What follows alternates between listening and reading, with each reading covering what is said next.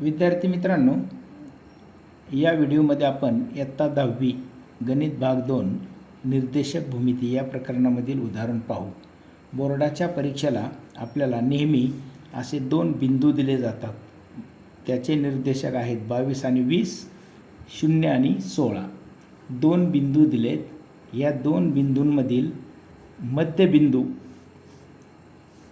मध्यबिंदूचे निर्देशक काढा असा प्रश्न येतो। बोर्डाच्या परीक्षेला हमखास हा विचारला जाणारा प्रश्न आहे। मध्यबिंदूचे निर्देशक काढा। तर यामध्ये सर्वप्रथम असल्या येथे 22 आणि 20 हा पहिला बिंदू आहे। या बिंदूच्या किमतींना म्हणायचं x1 y1। दुसरा बिंदू आहे 0 आणि 16, याला म्हणायचं x2 y2। लक्षात ठेवा, पहिल्या बिंदूला x1 y1, दुसऱ्या बिंदूला x2 y2 आणि मध्यबिंदूचे निर्देशक याचं सूत्र अतिशय सोप्या पद्धतीने आपल्याला लिहिता येतं।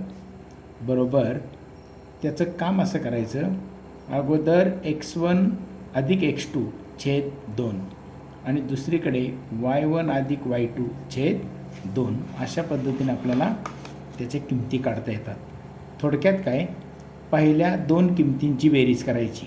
x1 ची किंमत आहे 22, x2 आहे 0 छेद 2, पुन्हा y1 आहे 20, y2 आहे 16 छेद 2। हा झाला 22 छेद 2 आणि 20 आणि 16 झाले 36 छेद 2।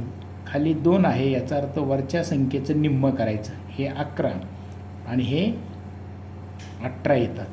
हे झालं मध्यबिंदूचे निर्देशक। अशा पद्धतीने उदाहरणे सोडवता येतात।